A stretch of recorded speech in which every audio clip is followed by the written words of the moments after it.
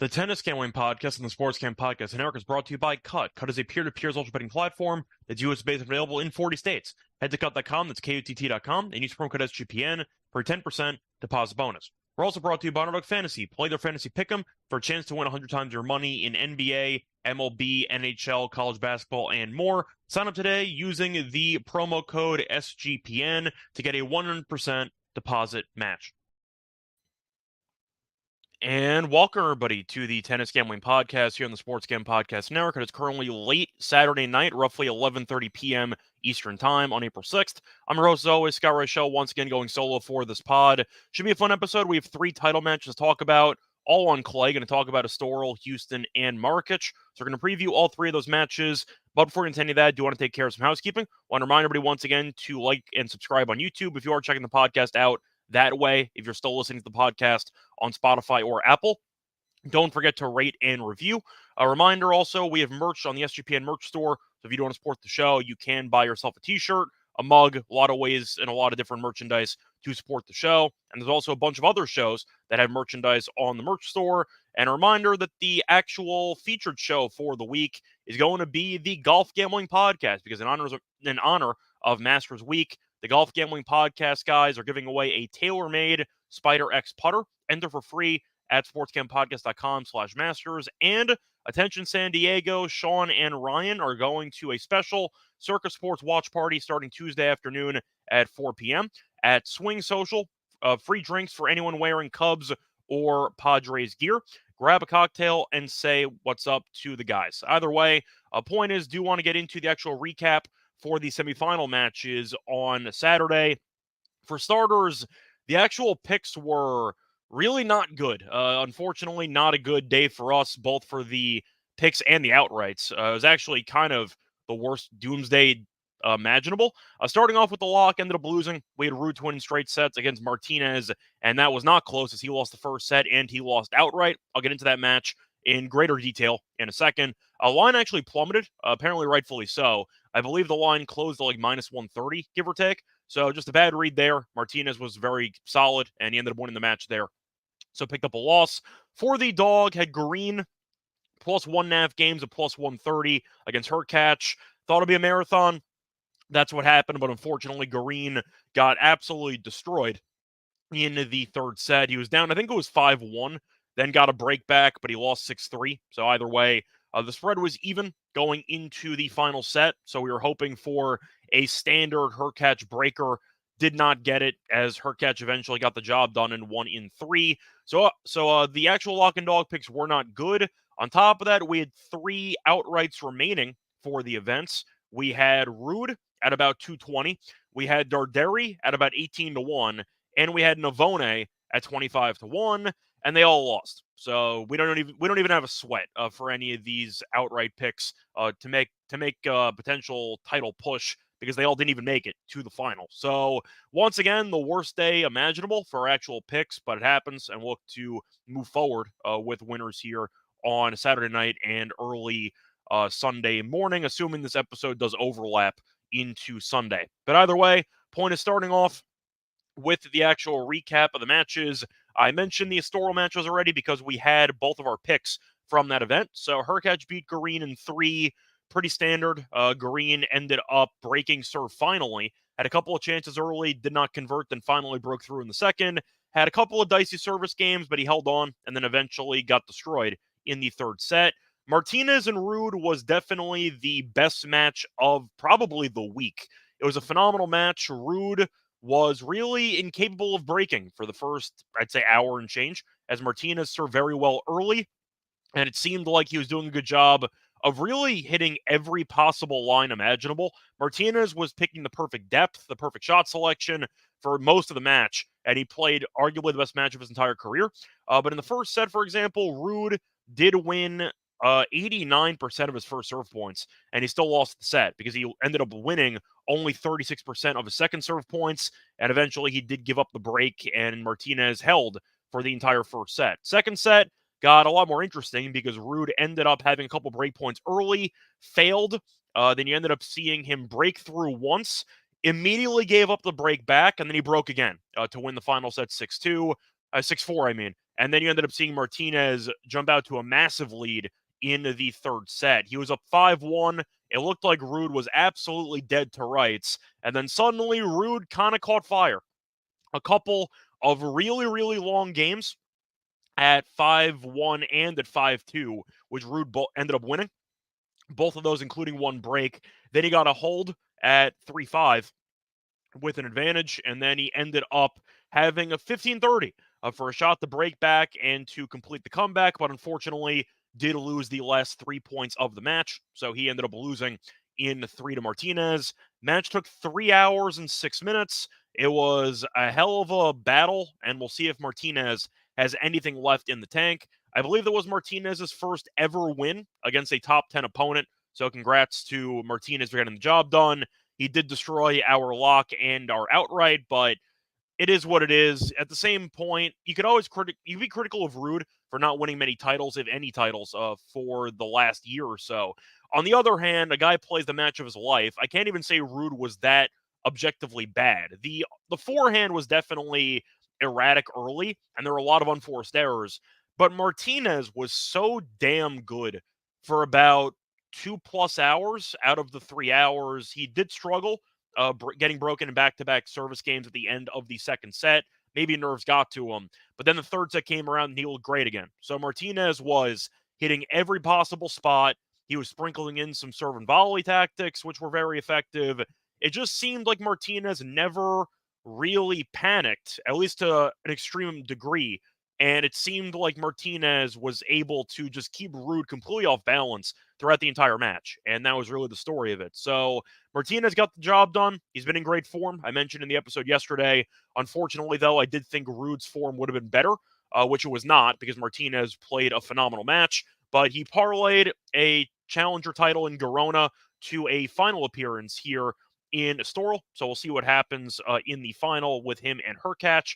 Moving on, though, to the next tournament, you had Marrakech, where you had Baena beating Kotov. Did not have a good read on that one. We thought Kotov was actually live, and it was competitive early on, but Baena is just too comfortable here, and he's looking to defend his title, and he's one match away from doing so. As for the other match, we were right on the nose for this one. We had Berrettini beating Navone in what I thought would be a competitive match. I did like Berrettini team total over for the match, and it got there. Unfortunate for us, because Navone, we had a 25-1, won the first set in a tiebreak, and then ended up getting destroyed in the next 2 sets, 6-3, 6-2. Berrettini looks really good, just simply put. Now, it's going to be an interesting matchup for the final, which I'll get into later, because you just have two extremely different styles, with Baena being a weak server with a lot of, I'd say, rally tolerance, and you have Berrettini, who's a big server and has a lot of firepower with not much rally tolerance, so something's going to have to give in that matchup. But for Houston, you had a very fun matchup between Echeverry and Shelton, where Shelton did come back from a set down and won the match in 3, and our outright died with Darderi, who made the semis, but Tiafoe, also looking to defend his title, did win in straight sets. So once again, the actual matches for Sunday, in chronological order, you have Baena taking on Berrettini at around 10 a.m. Eastern Time. You have Martinez taking on Hurkacz at 10:30 a.m. Eastern Time, and you have Shelton taking on Tiafoe at around 3 p.m. Eastern Time. So that's going to actually do it for the recap, I'd say, for these Saturday matches. Now it's time to actually dive into the previews for the final matches on Sunday. But before we continue that, do want to take a quick word from our sponsor.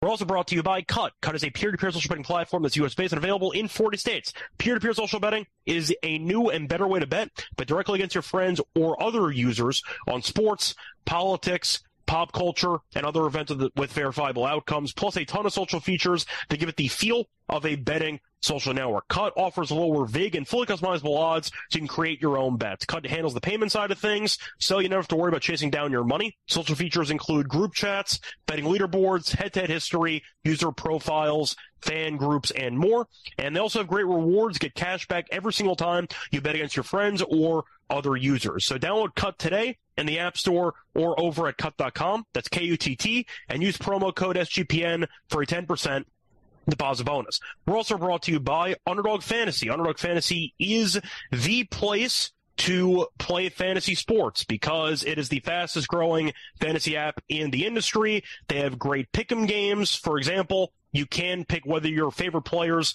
will have a higher or lower stat total in their upcoming games. You can win up to 100 times your money in a single night. Pick between 2 and 5 players to build a pick'em entry. And you can also make rivals picks, which pits 2 players against each other. So you can pick which player you think might have more points, for example, in an NBA game. But a reminder that you should also join Underdog Fantasy because they have a lot of very fun markets for tennis. They have, for example, breaks of serve. They have aces. They have a lot of fun tennis options to make matches more interesting, and I recommend you joining the platform in order to take advantage of those opportunities. So sign up today with promo code SGPN to get your first deposit doubled up to $100, as well as an instant pick'em special. Visit underdogfantasy.com or find them on the App Store, and don't forget to register with the promo code SGPN to get your first deposit doubled up to $100, as well as an instant pick'em special. Must be 18 plus and present in the state where Underdog Fantasy operates. Terms apply. Concerned with your play? Call 1-800-522-4700 or visit www.ncpgambling.org. Welcome back, everyone, to the Tennis Gambling Podcast. Just finished recapping the semifinal matches for Saturday. Now it's time to preview the final matches for Sunday. Starting off with Marrakech, we're going to go with a matchup between Berrettini and Baena, which should be pretty entertaining. Berrettini's a decent favorite, actually, against the defending champion. He's around minus 237, where Baena is around plus 197. For the game spread, you can find 3 at minus 120 to Berrettini, and you have plus 3 for Baena at around even money. Over-under is set at 22.5 games. The over is minus 105. Under is minus 115. For set wagering, you can find Berrettini in straight sets at even money. Baena to win a set is minus 130. Over 2.5 sets is plus 155. So this matchup should be interesting. I mentioned it before that this is a matter of conflicting styles because Berrettini does unload with a lot of firepower on the forehand and with the serve, where Baena is the opposite. He kind of tries to go for consistency, and he really does not hit the ball past his opponents. He just tries to outlast his opponents. So we'll see what happens here. Berrettini is 3-0 lifetime. The meetings are a bit dated, though. Faced off 2 times in 2022 and 1 time in 2019. None of the meetings, though, were on hard court. Were on clay, I mean. All of them were on hard court, and you ended up seeing Berrettini win. Berrettini ended up winning 2 of those 3. Looking at the actual matches so far for the event, though, Berrettini has been winning, not exactly in dominant fashion, but still getting the job done. Beat Shevchenko 6-2, 6-1, dominant performance there. Beat Munar in 3 sets, then beat Sonego in straight sets with a breaker in the second set, and then beat Navone on Saturday in 3 sets. As for Baena, he's been very good. He's only dropped 1 set, beat Gigante in straights, or I should say a set and a quarter because Gigante got injured. But he ended up beating Evans in straight sets, beat Moreno in 3, and ended up beating Kotov in straight sets on Saturday. Now, I do think Berrettini should be favored. Is the line too big? I think it is. I think that Baena can make this match very interesting, and we know that this is probably Baena's favorite tournament because he's defending champion and he's trying to repeat as champion. So the point is, you're looking at a spot where he's a guy that has really been comfortable with the courts in Marrakech, and Berrettini has been winning, but not exactly dominating. So you can argue that Berrettini is potentially vulnerable to an upset in this matchup. I think that Berrettini is going to win, if I had to guess, but I do think the line's too big. I think Berrettini should be closer to, I'd say, minus 180 if I had to price it myself. So I think the value is on Baena. I'd lean to the games. I would consider a team total once again. We did have Berrettini team total over in the match against Navone on Saturday. That got there easily. I see a pretty similar matchup here. Maybe you'll get a breaker, and Berrettini can potentially go over, even if he wins in straight sets, if it ends 7-5 or 7-6. But I see a closer match. I think it'll be close, and I do think that you're looking at a spot where Berrettini is once again the better player in just terms of overall skill. But court comfortability matters, and Baena has been really comfortable here for over a year. So I think it's going to be a close match once again. I am going to lean to the Italian, but I do think that Baena is mispriced. So for the value, I would lean to the over, and I would lean to Baena plus the games in this one. Moving on to the next match, you have Estoril where you have a final that nobody could have predicted. You have Martinez, the kind of Cinderella run there, following his title in Girona, and you also have Hurkacz, who's in his first ever clay final. Now, Hurkacz is a favorite for this one. He is a decent favorite, about minus 190, and you're looking at Martinez at around plus 165. As for the spread, it's also 3 in this one. Over-under set at 23, minus 110 on both sides. For the set wagering, Hurkacz to win in straight sets is plus 140. Martinez to win a set is around minus 170, and the over 2.5 sets is around plus 120. Shop around, though. You can find better lines at other spots. But either way, point is they have really, I'd say, an interesting tournament so far, because Martinez has been really just looking dominant for the most part. And the one exception was against a top 10 player in the world, ranking-wise, and a top 5 player in the world on clay. But Martinez did beat Agut and Gasquet in straight sets, beat also Altmaier in straight sets, and ended up beating Ruud in 3. As for Hurkacz, he has won all of his matches here, but he really has not faced off against great competition. The Green win's still a good win. We know Green has been struggling physically for the last couple of years, but that's definitely a step up compared to Llamas Ruiz and Chowinski.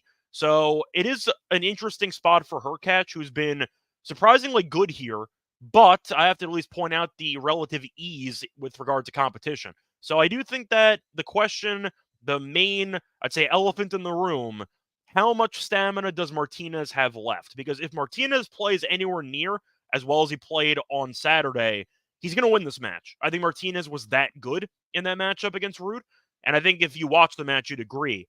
But it was 3+ hours, and I am wondering, after you win a title in Girona, which did end, sorry, trying to find the exact dates there, that ended on the that was March 31st. So he ended up taking a couple days off for Estoril, so he should be fine physically. But the point is, he played on the 3rd, played on the 4th, played on the 5th, played on the 6th, and now he's playing on the 7th. That's a lot of tennis, including a 3-hour match on Saturday. Can he handle playing tennis for his 5th straight day?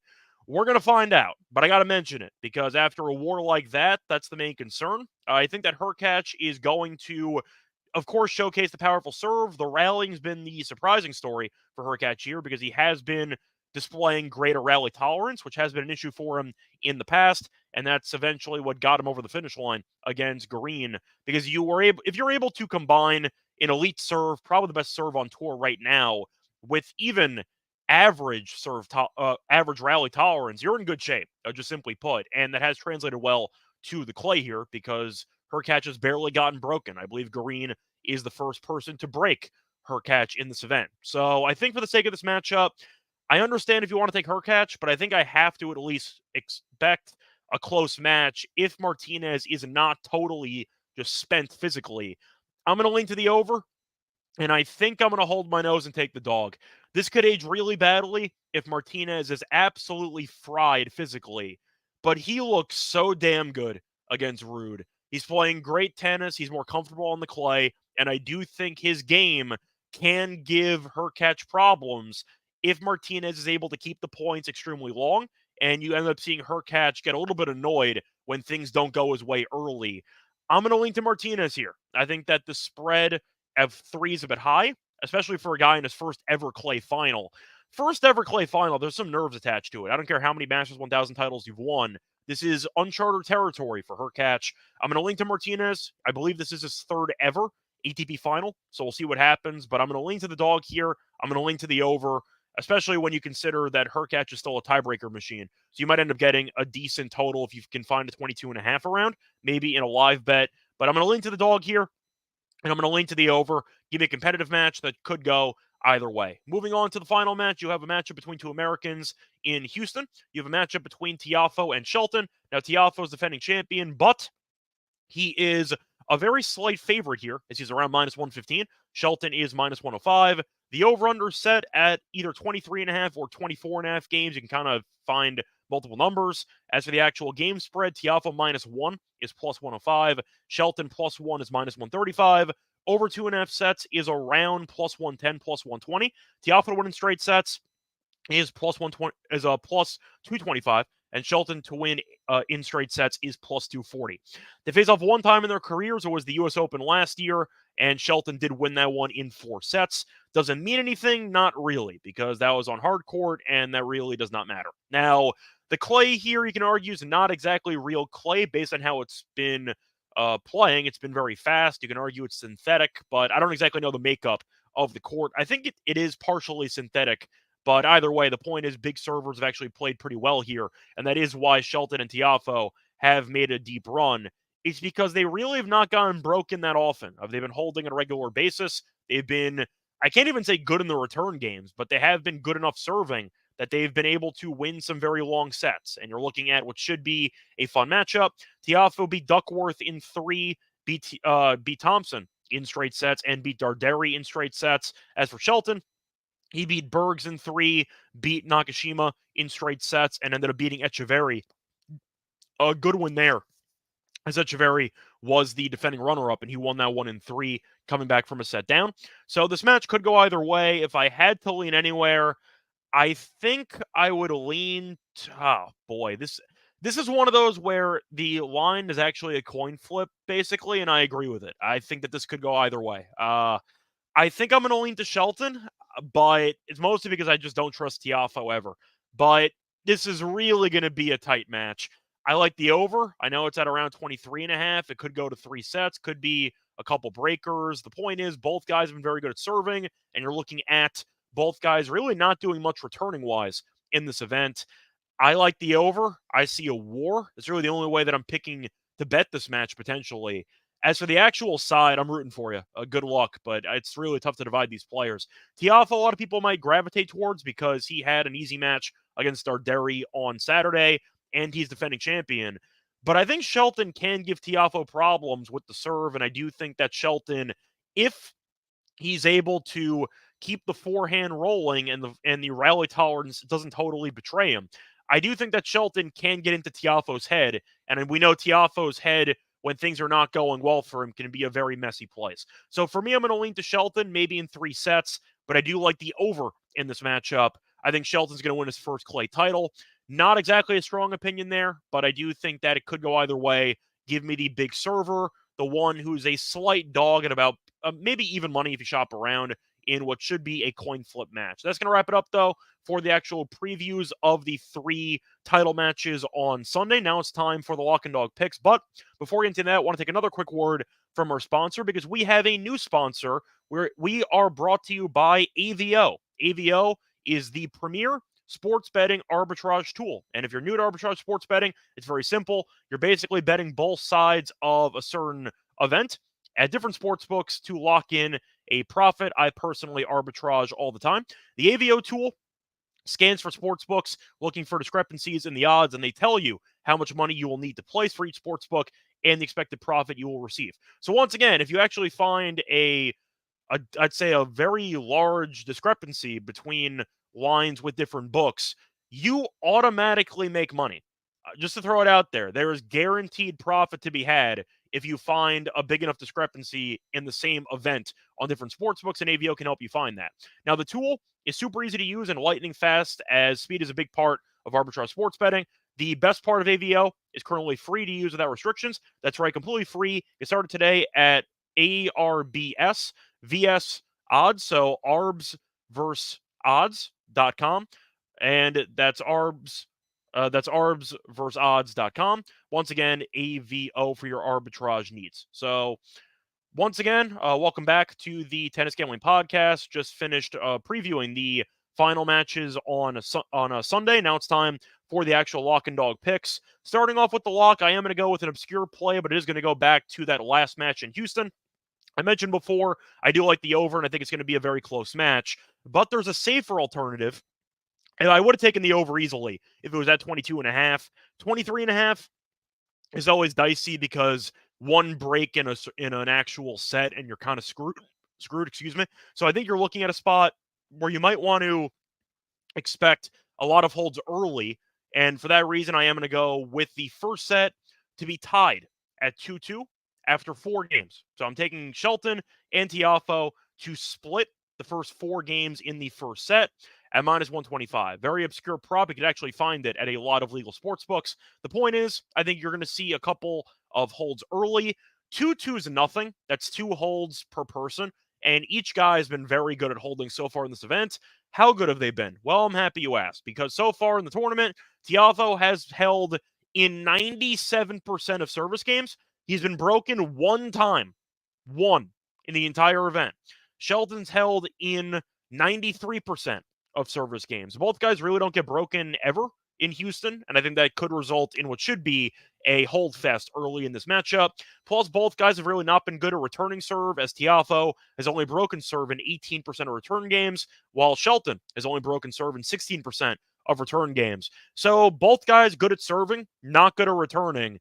Give me each player to hold 2 times in a row to start the match at -125. Also to mention, each guy has been involved in a bunch of breakers. It's obviously correlated because they're serving well and they can't break. But Tiafoe's had a tie break, at least one, in all 3 matches here in Houston. Sheldon's had at least 1 tie break in each of the last 2 matches in Houston. So give me what should be a marathon match, but I'm going to play it safer, and I'm going to go with the first set. First 4 games score at 2-2 at -125 is my lock.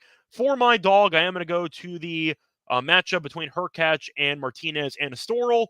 I am going to do it. Give me the over 2.5 sets at +135. I said before that one book did have a pretty cheap line of +120.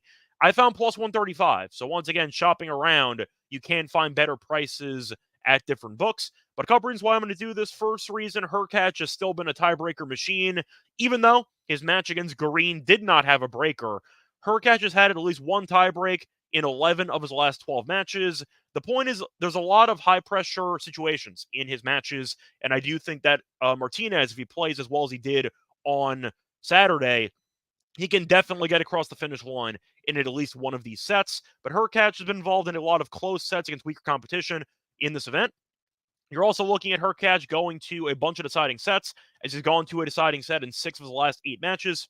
So Hurkacz, we know, can be a bit streaky. He's no stranger to marathon matches, and we're hoping for a marathon match on Sunday. Plus, they did face off 1 time in their careers on clay, and Hurkacz did win that one in Monte Carlo in 2022. So yes, it was dated, but that match, the only one on clay in the head-to-head, did go to 3 sets. So give me history repeat itself once again at +135. So once again, the picks for the show, the lock's going to be on the first set score in the Shelton Tiafoe match, the first 4 games to be tied at 2-2 at -125. And for the dog, I am going to go with the Hurkacz and Martinez match over 2.5 sets at +135. That's going to wrap it up for this episode. A reminder for next episode, big tournament. We have another Masters 1000 event, the first one on clay. We have Monte Carlo. So we are once again going to preview every round of Monte Carlo. So stay tuned for that. A lot of overall episodes for the upcoming week.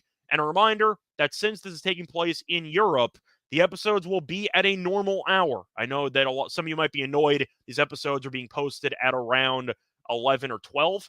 But the point is, with tournaments taking place in America, sometimes I had no choice. I had to wait it out so I'd actually get lines. That will not be an issue in the next week, as Monte Carlo should have the lines nice and early posted. So we should be having most episodes, I'd say around 7, 8 o'clock Eastern Time PM. So maybe the afternoon, we'll see, but expect more reasonable, I'd say more reasonably timed episodes over the next week. But either way, you know where to find me. Find me on Twitter at Reichel Radio. Find me on the NBA show. Find me on the MLB show. Find me on the NFL show. Until next time, though, good luck to all of you and all of your bets. Bye, everyone.